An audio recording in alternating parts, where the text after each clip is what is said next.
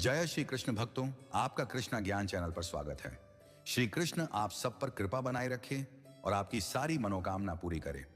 अगर आप श्री कृष्ण के आदर्शों को फॉलो करते हैं तो कमेंट में जय श्री कृष्ण जरूर लिखें और अपनी मनोकामना भी कमेंट में लिख सकते हैं।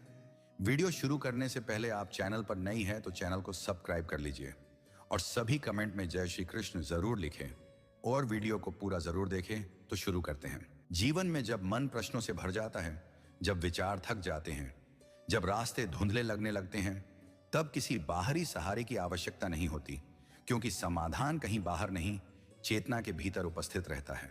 समस्या केवल दृष्टि की होती है, समझ की होती है, उस मौन की होती है जिसे मन लगातार शोर से ढक देता है।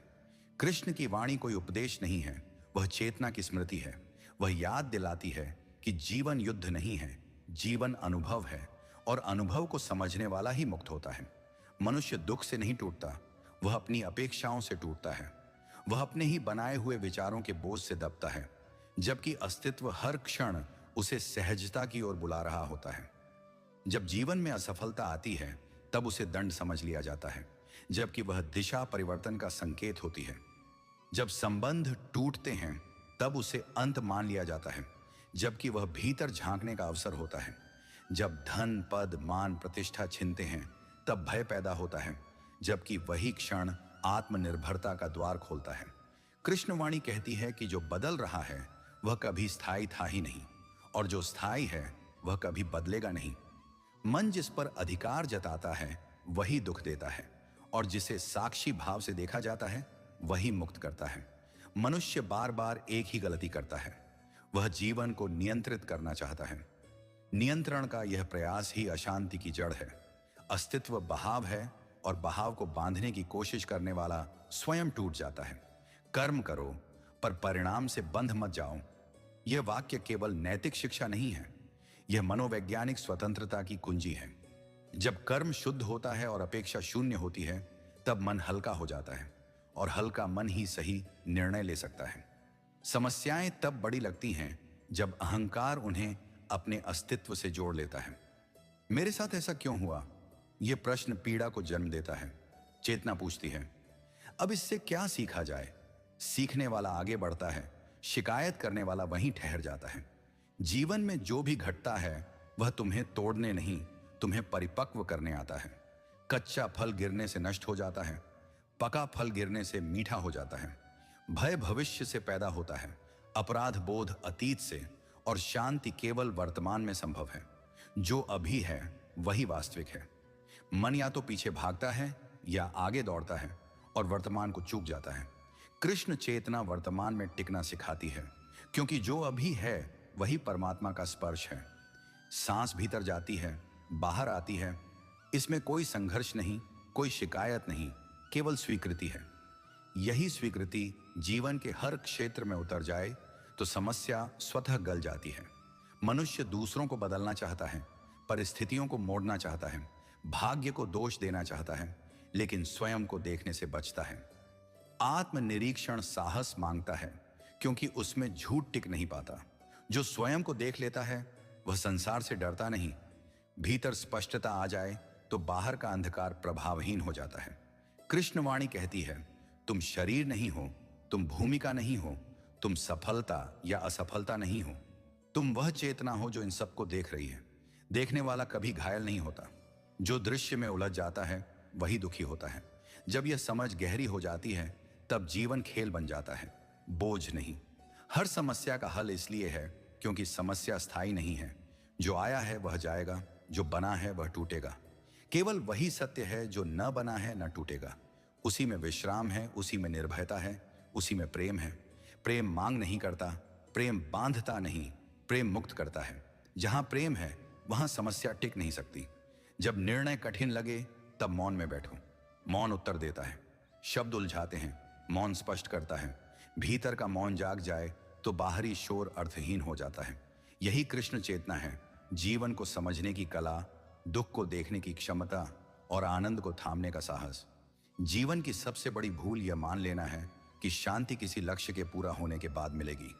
जब यह होगा तब चैन मिलेगा, जब वह प्राप्त होगा तब मन ठहरेगा, जब परिस्थितियां अनुकूल होंगी तब आनंद आएगा। यही सोच मनुष्य को निरंतर भविष्य में धकेलती रहती है, और जो भविष्य में जीता है वह वर्तमान में मरता रहता है। कृष्ण चेतना यह स्पष्ट करती है कि शांति उपलब्धि का परिणाम नहीं है, शांति सही दृष्टि का फल है। जो अभी है उसी में पूर्णता देख लेने वाला व्यक्ति कहीं भी अधूरा नहीं रहता। मनुष्य अपने दुखों की कहानी को बार बार दोहराकर उसे और मजबूत कर लेता है। स्मृति जब पीड़ा से जुड़ जाती है तब वह पहचान बन जाती है। फिर व्यक्ति यह नहीं कहता कि दुख है, बल्कि यह कहने लगता है कि मैं दुखी हूं। यही सबसे बड़ा बंधन है। कृष्णवाणी पहचान को तोड़ती है। वह कहती है कि अनुभव आते हैं, जाते हैं, लेकिन अनुभव करने वाला स्थिर रहता है। जब यह बोध उतरता है तब दुख देखने की वस्तु बन जाता है, जीने की अवस्था नहीं। जीवन में जो कुछ भी खोया है वह कभी अपना था ही नहीं। जो वास्तव में अपना है वह कभी खो नहीं सकता। यह समझ आते ही भय का आधार ढह जाता है। मृत्यु का डर, असफलता का डर, अकेले पड़ जाने का डर, ये सभी इस भ्रम से पैदा होते हैं कि कुछ स्थायी रूप से छिन जाएगा। कृष्ण चेतना सिखाती है कि परिवर्तन नियम है, और जो नियम से लड़ता है वही टूटता है। जो नियम को समझ लेता है वह बहाव में नाचने लगता है। मन का स्वभाव तुलना करना है, किसी से कम, किसी से अधिक, किसी से पीछे, किसी से आगे। यही तुलना असंतोष को जन्म देती है। अस्तित्व ने किसी को भी तुलना के लिए नहीं बनाया। हर व्यक्ति एक स्वतंत्र अभिव्यक्ति है। जब तुलना समाप्त होती है तब ईर्ष्या मिटती है, और जब ईर्ष्या मिटती है तब प्रेम सहज हो जाता है। प्रेम प्रयास से नहीं आता, प्रेम अवरोध हटने से प्रकट होता है। कर्म से भागने वाला भय में जीता है, और कर्म से चिपकने वाला तनाव में। दोनों ही अशांत रहते हैं। कृष्ण वाणी बीच का मार्ग दिखाती है, पूर्ण सहभागिता, पूर्ण अनासक्ति। काम पूरी ऊर्जा से हो, लेकिन परिणाम मन पर बोझ न बने। ऐसा व्यक्ति कभी हारता नहीं, क्योंकि उसकी जीत बाहरी नहीं, आंतरिक होती है। वह सफल हो या असफल, उसकी चेतना स्थिर रहती है। मनुष्य अक्सर यह भूल जाता है कि जो वह दूसरों में देख रहा है वही उसके भीतर भी बीज रूप में उपस्थित है। क्रोध बाहर दिखता है, लेकिन जन्म भीतर होता है। घृणा बाहर प्रकट होती है, लेकिन जड़ भीतर होती है। जब भीतर सफाई होती है तब बाहर का संसार अपने आप बदलने लगता है। इसलिए कृष्ण चेतना क्रांति बाहर नहीं, भीतर से शुरू करती है। जब जीवन बहुत भारी लगे तब कुछ छोड़ देना आवश्यक होता है। अपेक्षाएं, धारणाएं, पूर्व निष्कर्ष खाली हाथ ही भर सकते हैं। जो पहले से भरा है उसमें नया नहीं उतरता। चेतना की पात्रता रिक्तता से आती है। मौन, श्वास, साक्षी भाव, ये किसी साधना के चरण नहीं, बल्कि स्वाभाविक अवस्थाएं हैं जिन्हें याद करना होता है। हर समस्या तब तक समस्या है जब तक उसे समझा नहीं गया। समझ आते ही वह अनुभव बन जाती है। अनुभव समृद्ध करता है, समस्या थकाती है। जीवन तुम्हें थकाने नहीं, गहराई देने आया है। जो इसे युद्ध समझ लेता है वह घायल होता है। जो इसे यात्रा समझ लेता है वह परिपक्व होता है। कृष्णवाणी किसी धर्म की सीमाओं में बंद नहीं है, वह चेतना की भाषा है। वह कहती है कि जो हो रहा है उसे होने दो, लेकिन बेहोशी में नहीं, जागरूकता में। जागरूक व्यक्ति कर्म करता है, प्रतिक्रिया नहीं। प्रतिक्रिया अतीत से आती है, कर्म वर्तमान से जन्म लेता है। यही अंतर जीवन की दिशा बदल देता है। जब भीतर प्रश्न शांत हो जाते हैं तब उत्तर की आवश्यकता नहीं रहती। मौन ही समाधान बन जाता है, और जिस दिन समाधान खोजने की दौड़ रुक जाती है उसी दिन समाधान घटित हो जाता है। यही वह बिंदु है जहां समस्या विलीन हो जाती है और जीवन अपनी सहज, सरल, आनंदमय धारा में बहने लगता है। जब जीवन समझ से बाहर लगता है तब वास्तव में समझ का दायरा छोटा पड़ गया होता है। अस्तित्व कभी भ्रमित नहीं होता, भ्रम केवल सीमित दृष्टि का परिणाम होता है। जो दिखाई दे रहा है वही संपूर्ण सत्य नहीं है, और जो समझ में आ गया वही अंतिम निष्कर्ष नहीं है। कृष्ण चेतना यह स्पष्ट करती है कि जीवन को पकड़ने का प्रयास छोड़ते ही जीवन स्वयं को खोलने लगता है। जैसे मुट्ठी बंद करने से रेत फिसल जाती है और हथेली खोलने से रेत ठहर जाती है, वैसे ही चेतना का विस्तार नियंत्रण छोड़ने से होता है। मनुष्य चाहता है कि हर बात उसके अनुसार घटे, और जब ऐसा नहीं होता तब वह दुख को आमंत्रित कर लेता है। वास्तव में दुख घटनाओं से नहीं, विरोध से जन्म लेता है। जो घट रहा है उसके विरुद्ध खड़े होने से पीड़ा पैदा होती है। स्वीकार्यता कमजोरी नहीं है, स्वीकार्यता गहन समझ का परिणाम है। जो स्वीकार कर लेता है वही बदल सकता है। अस्वीकार करने वाला केवल लड़ता है और लड़ाई ऊर्जा को नष्ट कर देती है। मन को हमेशा किसी सहारे की तलाश रहती है, व्यक्ति, वस्तु, विचार, विश्वास। लेकिन सहारे पर टिका हुआ जीवन कभी स्वतंत्र नहीं होता। कृष्ण वाणी आत्मनिर्भर चेतना की ओर संकेत करती है, जहां व्यक्ति स्वयं में ठहरना सीख लेता है। जब भीतर आधार बन जाता है, तब बाहर कुछ भी हिलाए नहीं सकता। स्थिरता परिस्थितियों से नहीं, साक्षी भाव से आती है। अक्सर यह भ्रम रहता है कि ज्ञान शब्दों से आता है। शब्द केवल संकेत देते हैं, अनुभूति स्वयं घटित होती है। जितना अधिक मन शब्दों में उलझता है, उतना ही अनुभव से दूर हो जाता है। कृष्ण चेतना शब्दों के पार ले जाती है। वहां जहां समझ मौन में उतरती है, वहां कोई तर्क नहीं, केवल स्पष्टता होती है। स्पष्टता में संदेह टिक नहीं पाता। मनुष्य स्वयं को दोषी मानकर दंडित करता रहता है। जो हो गया वह बदल नहीं सकता, लेकिन जो समझ में आ गया वह भविष्य को रूपांतरित कर सकता है। आत्मग्लानि चेतना को संकुचित करती है, जबकि करुणा चेतना को विस्तृत करती है। अपने प्रति करुणा विकसित होते ही जीवन के प्रति भी करुणा सहज हो जाती है। जहां करुणा है, वहां कठोरता समाप्त हो जाती है। कृष्ण चेतना यह भी सिखाती है कि हर व्यक्ति अपने स्तर की समझ से ही व्यवहार करता है। अपेक्षा वहीं पीड़ा देती है जहां समझ नहीं होती। जब यह बोध गहरा हो जाता है, तब शिकायतें स्वतः गिरने लगती हैं। तब व्यक्ति दूसरों को बदलने की इच्छा छोड़ देता है और स्वयं को स्पष्ट करने में लग जाता है। यही वास्तविक साधना है। मन की गति बहुत तेज है और चेतना की गति शून्य जैसी। मन दौड़ता है, चेतना ठहरी रहती है। जो ठहराव को पहचान लेता है, वही वास्तविक विश्राम को जान लेता है। विश्राम सोने से नहीं आता, विश्राम पहचान से आता है। जब यह स्पष्ट हो जाता है कि जो थका हुआ है वह मन है, चेतना नहीं, तब थकान का प्रभाव कम होने लगता है। जीवन में हर अनुभव कुछ न कुछ उजागर करता है। सुख यह दिखाता है कि आसक्ति कैसे बनती है, और दुख यह दिखाता है कि आसक्ति कैसे टूटती है। दोनों ही शिक्षक हैं। जो सीख लेता है वही मुक्त होता है, जो केवल भोगता है वही उलझता है। कृष्ण वाणी अनुभव को शिक्षक बनाती है, और शिक्षक से लड़ने वाला कभी आगे नहीं बढ़ता। जब भीतर मौन स्थिर हो जाता है, तब शब्दों की आवश्यकता कम हो जाती है। तब व्यक्ति कम बोलता है लेकिन अधिक कहता है। तब क्रिया सहज होती है, प्रतिक्रिया कम होती है। ऐसा व्यक्ति संसार में रहते हुए भी संसार से बंधा नहीं रहता। उसकी जड़ें धरती में होती हैं, लेकिन दृष्टि आकाश में। हर समस्या का हल इसलिए है क्योंकि चेतना असीम है और समस्या सीमित। सीमित असीम के सामने टिक नहीं सकता। जिस क्षण व्यक्ति अपनी चेतना की व्यापकता को पहचान लेता है, उसी क्षण समस्या का भार गिरने लगता है। हल कोई अलग वस्तु नहीं है, हल समझ की गहराई है। यही कृष्ण चेतना का सार है। जागते हुए जीना, बंधनों को पहचानना और बिना संघर्ष के उनसे मुक्त हो जाना। मनुष्य अक्सर यह पूछता है कि सही मार्ग कौन सा है, जबकि वास्तविक प्रश्न यह होना चाहिए कि देखने की दृष्टि कितनी साफ है। मार्ग बदलने से जीवन नहीं बदलता, दृष्टि बदलने से जीवन रूपांतरित हो जाता है। कृष्ण चेतना किसी विशेष रास्ते की बात नहीं करती, वह चलने वाले की अवस्था पर ध्यान दिलाती है। यदि भीतर अंधकार है तो सही रास्ता भी भटकाव बन जाएगा, और यदि भीतर प्रकाश है तो भटकाव भी अनुभव बन जाएगा।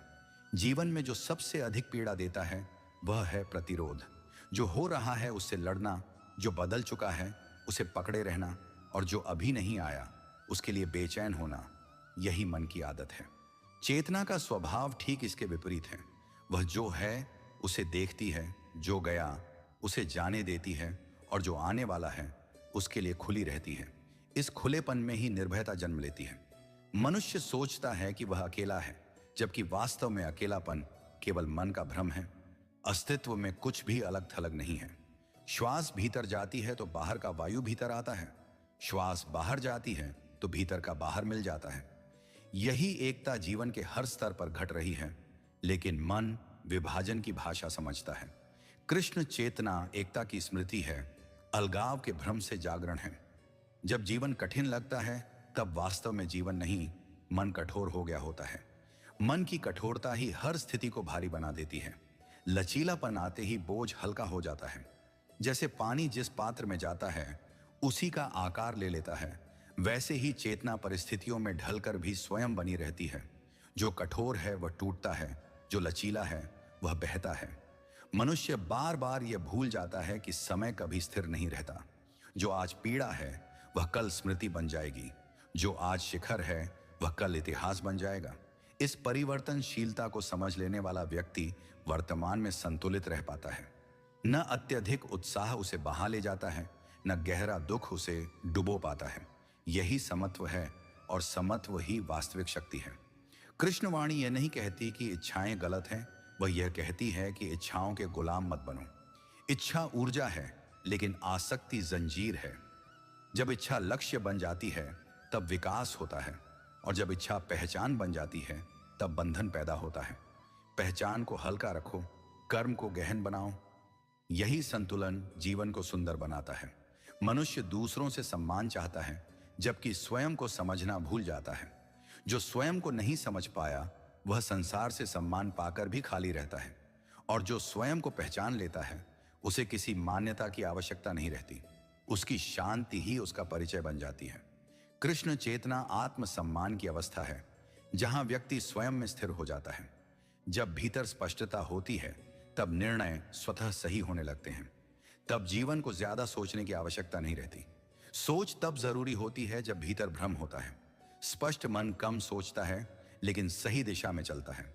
इसी कारण कहा गया है कि मौन केवल चुप्पी नहीं है, मौन तीव्र बुद्धि की अवस्था है। जीवन की हर समस्या तुम्हें रोकने नहीं, मोड़ने आती है। यदि मोड़ समझ में आ जाए तो टकराव नहीं होता। जो टकराता है वह थक जाता है, जो मुड़ जाता है वह आगे बढ़ जाता है। चेतना का स्वभाव प्रवाह है। जहां प्रवाह है वहां अवरोध नहीं टिकता। कृष्ण चेतना अंततः यह स्मरण कराती है कि तुम जीवन से अलग नहीं हो। तुम जीवन को देख नहीं रहे, तुम जीवन हो। यह समझ आते ही खोज समाप्त हो जाती है। खोज वहीं तक रहती है जहां अलगाव का भ्रम रहता है। जब यह भ्रम टूटता है तब समस्या और समाधान दोनों विलीन हो जाते हैं, और केवल अनुभव शेष रह जाता है। गहन, शांत, जीवंत। मनुष्य का सबसे गहरा संघर्ष बाहरी परिस्थितियों से नहीं, भीतर चल रही व्याख्याओं से होता है। एक ही घटना किसी को तोड़ देती है और किसी को जगा देती है। अंतर घटना में नहीं, देखने वाले की अवस्था में होता है। कृष्ण चेतना यह रहस्य खोलती है कि जीवन तुम्हारे साथ कुछ नहीं कर रहा, जीवन तुम्हारे भीतर कुछ उजागर कर रहा है। जो बाहर घटता है वह भीतर छिपे संस्कारों को सतह पर लाता है, ताकि उन्हें देखा जा सके, समझा जा सके और उनसे मुक्त हुआ जा सके। जब व्यक्ति हर अनुभव को व्यक्तिगत अपमान या पुरस्कार मानने लगता है तब अहंकार मजबूत होता है और पीड़ा गहरी होती है। लेकिन जब वही अनुभव सीख बन जाता है तब अहंकार ढीला पड़ने लगता है। अहंकार कठोर है, चेतना तरल है। कठोरता में जीवन टूटता है, तरलता में जीवन निखरता है। कृष्णवाणी कठोरता को ग्लाने की प्रक्रिया है, जहां व्यक्ति स्वयं को इतना हल्का कर लेता है कि जीवन का भार भी उसे दबा नहीं पाता। मनुष्य सोचता है कि वह जो सोच रहा है वही वह है। यही सबसे सूक्ष्म भ्रम है। विचार आते हैं और जाते हैं, भाव उठते हैं और गिर जाते हैं, लेकिन जो उन्हें देख रहा है वह स्थिर रहता है। जब यह अंतर स्पष्ट हो जाता है तब व्यक्ति विचारों का गुलाम नहीं रहता। वह सोचता है लेकिन सोच में खोता नहीं। वह अनुभव करता है लेकिन अनुभव से बनता नहीं। यही आंतरिक स्वतंत्रता है। जीवन में बहुत कुछ ऐसा होता है जो मन की योजनाओं के विरुद्ध होता है। मन इसे विफलता कहता है, लेकिन चेतना इसे संरक्षण मानती है। कई बार जो नहीं मिला वही तुम्हें बचा गया। कई बार जो टूट गया वही तुम्हें हल्का कर गया। जीवन हमेशा वही नहीं देता जो मांगा जाए, जीवन वही देता है जो आवश्यक होता है। इस भरोसे में उतरते ही चिंता का बोझ गिरने लगता है। मनुष्य अक्सर शांति को निष्क्रियता समझ लेता है, जबकि वास्तविक शांति अत्यंत जीवंत होती है। शांत व्यक्ति जड़ नहीं होता, वह अत्यधिक सजग होता है। उसकी क्रियाएं स्पष्ट होती हैं, उसकी उपस्थिति गहरी होती है। वह भागता नहीं लेकिन रुकता भी नहीं।